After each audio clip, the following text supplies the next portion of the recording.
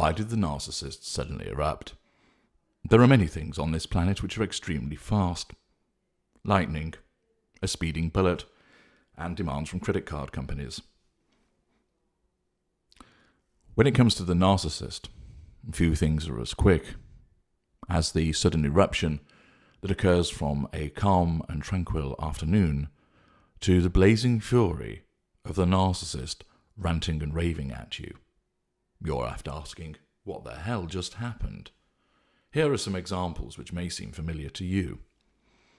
One minute I was serving lunch and everybody was talking away. The next moment he had flung the plate at the wall and called me a fucking selfish bitch. I only asked him how his day was and he just turned around and walked back out, snarling. That was yesterday evening, and I haven't heard from him since. I mentioned I was going away with my friends for the weekend, and then before you know it, he's accusing me of having an affair and telling me I have to cancel the trip and stay at home. All I said was the blue dress suited her better. She tore it off, ripped it in half, and shoved me on her way out of the door. How did I end up looking like this? I said that maybe he had had enough to drink, and you can guess what happened next. I was sat watching television, and she came in full of hell and laid into me. I have absolutely no idea what I was supposed to have done to deserve that.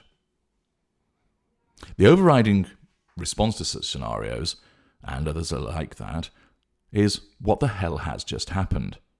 And it is linked to this fury erupting out of seemingly nowhere. At the time these instances happen, the recipient of the behaviour does not know that they have become entangled with one of our kind. The recipient understandably expects the other person to operate by their standards of behaviour, their own mature and reasonable responses, and their own healthy, proportionate reactions. That is not high-handed or arrogant, but it is the honest mistake that victims of narcissists make by assuming that the narcissist sees the world in a similar way to you. We do not. We view the world through the narcissistic perspective, through a distortion field, if you will. And that impacts upon how we see the behaviours of others, and accordingly our reactions to them. It is the case that the victim finds that the response of the narcissist is completely different to how they would have responded. The victim then struggles to discern any logic in or reason in how the narcissist has behaved. Why did she just erupt? What caused him to suddenly go berserk? I don't understand. All I did was this. Or, I don't even know what I've done. Everything seemed to be okay, but this keeps happening. Common reactions to such instances, as the ones that I've described earlier, along with asking what the hell just happened, would include, she blew it up out of all proportion. I don't know what got into him. There was seriously nothing the matter. We were literally sat, just quietly watching television. It was such an extreme reaction, I am at a loss to understand why she did as she did. Everything was going really well, and then, wham! I've no idea what set that off. I'm sick and tired of it happening. Indeed, you would have no idea at all what is going on, and why would you? At the time, you did not know that you had become entangled with a narcissist, and therefore your response is entirely typical and standard. Even when you ascertain, most likely sometime after the relationship has been brought to an end through a callous disengagement, that you have been involved with the narcissist, these eruptions, disruptions, and volcanic responses still mystify and bewilder. I don't understand what he had to get so upset about.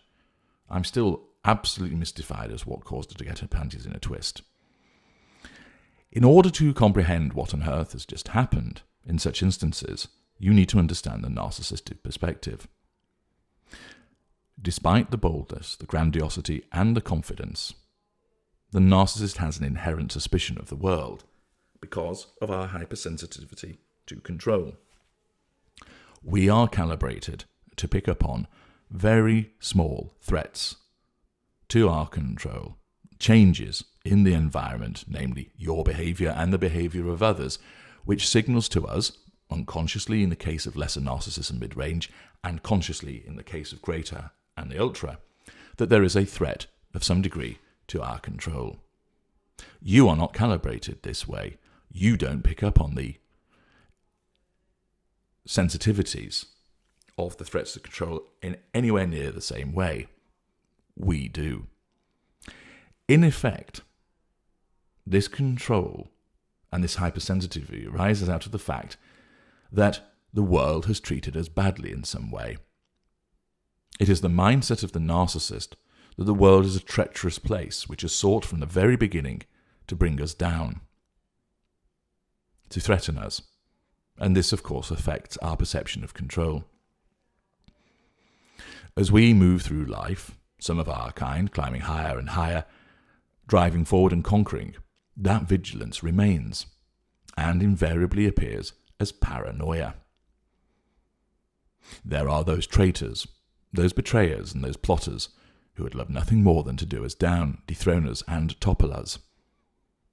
You will not see it that way, but we do, because our perspective causes us to look at people that way in order to maintain control, to remain vigilant to it. Of course, I suspect that you think that such a state of affairs is exhausting. It would be to you, but it isn't to us. This is how we are. We are used to it. Of course, some narcissists, as a consequence of reduced fuel levels, and indeed the fuel crisis, will present as exhausted, etc.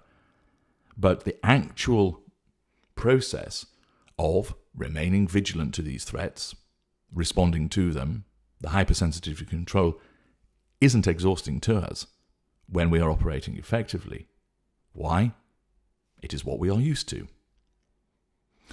Our view of the world means that we see a threat to our control, which we despise and hate, consciously when greater or ultra, unconsciously when lesser or mid-range, more than anything else. And we see these threats to control, in effect, lurking around every corner. We see these threats to the control in the words of those who speak to us, and, most of all, through the actions and gestures of the shadowy snakes who infest the world. Oh, we are not stupid. We know only too well that you prefer to challenge our control, to wound us through inaction and the absence of gestures. We see it that you are able to diminish the impact by suggesting that we are overreacting, that we are reading too much into it, and that we are seeing things that are not there. Of course, from your perspective, what you say is true. From our perspective, a different perspective, we see you as lying. Of course, we will often accuse you of those things, because from our perspective, we see that way, and we do not see that we are ever guilty of behaving in this manner. The narcissism blinds and protects. We are always right when we see a threat to our control, because it is a threat to our control. You won't see it that way, because you don't have our perspective. But the majority of narcissists also don't realize that you don't see it that way. The lesser and mid-range narcissist expects that you ought to realize that your action is cruel, hurtful, nasty. And it becomes all the more frustrating to the narcissist when you don't. Of course, your lack of understanding is genuine. You truly do not realize what you have done to cause such a problem for the narcissist. And your protestations of innocence, guess what they are? Further threats to our control. And therefore, that is why you get these reactions, because the more you protest your innocence, the more the narcissist feels, unconsciously and instinctively, in the case of the lesser and mid-ranger, and consciously with regard to the greater and the ultra, that you are threatening our control. And therefore, duty-bound by our narcissism, we must do something to assert that control over you. Notwithstanding our ability to identify these threats to our control, either through challenge, fuel, or wounding, we can't evade them when they first occur. And therefore, like some serrated dagger, they drive into us and make us feel weakened, vulnerable, and pathetic. These threats to our control are an unwanted and horrendous reminder of the very thing we seek not to be. In order, however, to cope with this unwarranted threat to our control, be it through challenge, fuel, or wounding, we have an excellent self-defense mechanism, our narcissism. And as part of that self-defense mechanism, we have fury. Fury is present in every single narcissist. Its manifestation, however, vary dependent upon the school of narcissists for two reasons. Some narcissists only use heated fury. Some narcissists only use cold fury. Some narcissists use both heated and cold fury. And the different schools of narcissist have a differing ability to control that ignited fury. Lessers have a hair trigger on it. And these are the ones that regularly explode. Temper tantrums, as you would call them. Vicious bollockings. Shouting, yelling, physical violence, grabbing you, punching you, pushing you around, smashing things up. Mid-range narcissists have a better control and, more generally, use cold fury, although lower mid-range and upper mid-range will have some heated fury in there as well. Greaters and the ultras use again a mixture of cold fury and heated fury. Whilst there can be a frenzied reaction caused by a loss of control over that ignited fury by a greater or ultra, this is extremely rare, and instead the greaters and the ultra are more readily able to keep the fury under control so as not to damage the facade. But it's there nevertheless. Fury is a fascinating subject, and I would invite you to read my book, Fury, about the topic so you understand precisely what is going on. Our fury is always there, churning away beneath the surface. And when we are threatened through a challenge to our control, this fury ignites and manifests. We lash out at you and others, smash things up, assault people, stand and glare, dole out silent treatments, and so forth. The representation and manifestation of this ignited fury is because it has to be instantaneous so that we get control back and gain fuel from you. And we either quash the threat to the control, or we quash the threat to the control and heal the wound that you have caused. Ignited fury appears because it's fast and effective. It makes you react. It makes you respond. And you do so in an emotional manner, thus giving us control and fuel. For instance, your fear, your hurt, your anger, your surprise, your annoyance, your upset, and so forth. The provision of fuel as a direct consequence of the manifestation of this ignited fury means that the wound that you have caused is healed, and then the ignited fury will dissipate as it has served its function. A mid-range narcissist, as I have explained, has a moderate level of control over the ignition of his fury. Lower mid-range, below moderate, middle mid-range, moderate, upper mid-range, just above moderate. And the narcissism determines for them, unconsciously, that if exploding in a certain situation would damage the facade, it looks to avoid it and keep a lid on the ignited fury, and therefore may cause the narcissist to switch to cold fury or even withdraw to assert control and obtain fuel elsewhere, giving time for the wound to be healed and fuel to be obtained elsewhere to heal that wound. Ultimately, however, if the wounding is such that control has to be asserted and fuel has to be obtained to heal the wound immediately, even the facade can be damaged and fractured. And that is why sometimes you will see a mid-range narcissist basically flip their lid. Be aware that there are two types of a threat to our control: challenge fuel and wounding. And if you want to understand more about those, please go to the Knowledge Vault and obtain the 3 interactions with the narcissist. That's important material to help you understand us. Wounding is an absence of doing something. Challenge fuel is where you provide fuel but at the same time threaten our control. For example, shouting at us and calling us all the names under the sun. Crying and telling us that we are a complete bastard and useless in bed is challenge fuel. So let us return to the instances at the outset of this article and go through each one, and I'll explain to you why the narcissist responds in the manner that they do. 1 minute I was serving lunch and everyone was talking away. The next he flung the plate at the wall and called me a fucking selfish bitch. The narcissist was wounded because everybody else was served with their food ahead of the narcissist. In this instance, you're likely to be dealing with a lesser narcissist who operates no facade and has a low control threshold on the ignited fury.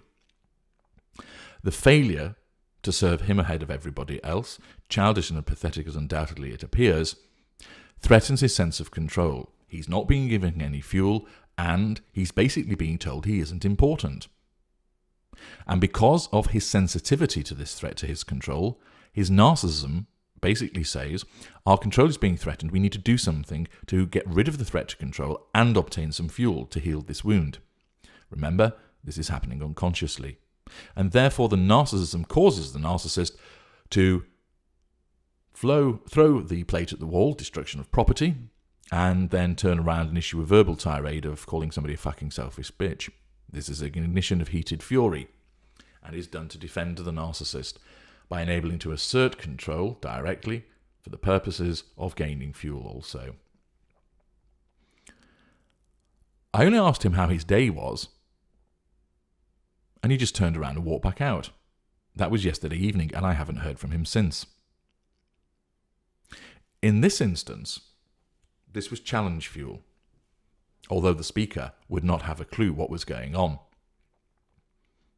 The speaker just asked how his day was, but did so whilst looking at the television, and didn't turn to face the narcissist. The speaker didn't smile and look delighted, and therefore, even though their words were a kind inquiry, thus providing fuel, the narcissist's sense of superiority and importance was challenged by the failings that I have just mentioned. Therefore, this ignited the fury of the narcissist, resulting in the narcissist turning about heel and walking out. Most likely a lower mid-range narcissist. They flounced. I only asked that I was able to go away with my friends for the weekend, and before I know, he's accusing me of having an affair and telling me I have to cancel this trip and stay at home.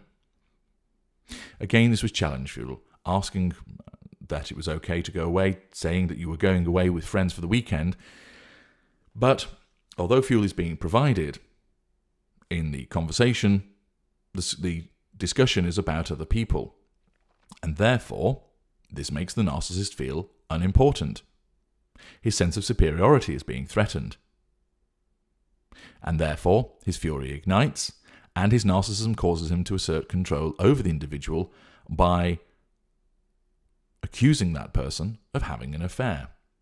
This comes out of nowhere. The victim isn't having an affair. Indeed, there isn't any external evidence that supports that they're having an affair, but that doesn't matter, because in the narcissist world, they are, because the narcissism shapes the world to tell the narcissist that this person, in that instant, because control has to be asserted in that instant, that they are having an affair, because that is what provokes the narcissist to spring into action, to issue the accusation, and just erupts with it in a nasty way, and it is done to assert control and draw fuel from the victim. All I said was that the blue dress suited her better. She tore it off and ripped it in half and then pushed me over on the way out. Challenge fuel. What you're saying provides fuel to the narcissist, but what you're saying is that a different dress looked better. And therefore, that is in effect a criticism of the narcissist which threatens the narcissist's control. And therefore, this criticism of not only the choice that the narcissist had made, but also how she looked, threatened her control unconsciously. Her narcissism responded by the ignition of fury, causing her to rip the dress off, tear it and the other dress in half, and then give the bewildered boyfriend a shove on her way out. Destruction of property, flouncing, possibly middle lesser, maybe lower mid-range behaving in this way. How did I end up looking like this? I said that maybe he'd had enough to drink. You can guess the rest. Again, challenge fuel. The individual is dealing with the narcissist and, as a consequence, then threatens the narcissist's control. The narcissism needs to respond instantaneously and viciously to get that control back, and in this instance, the fury erupts through the commission of physical violence towards the victim. They are beaten up. This was done to assert control and draw fuel, to quell the rebellion that had occurred by the victim, suggesting, out of genuine concern and welfare for the narcissist, that he had had enough to drink. Then the response is a beating. The imposition of physical violence is a manipulation that was a manifestation of heated fury doled out against the victim as a consequence of threatening the narcissist's control. In this instance, most likely lower lesser, middle lesser, could in certain circumstances be lower mid-range, possibly even upper lesser type B. I was sat watching television and she came in full of hell and laid into me. I had no idea what I was supposed to have done. This might be an example of delayed fury arising from an earlier wounding that has occurred, but the narcissist wasn't able to assert control against the victim. So, for example, let us say the narcissist telephoned the victim and the victim didn't answer. That would wound the narcissist. Her fury is ignited, but because she's not with the victim, she can't direct the ignited fury, and therefore she might then come in from being outside, storm straight up to him, and lay into him verbally, the manifestation of her ignited fury from the recent earlier wounding.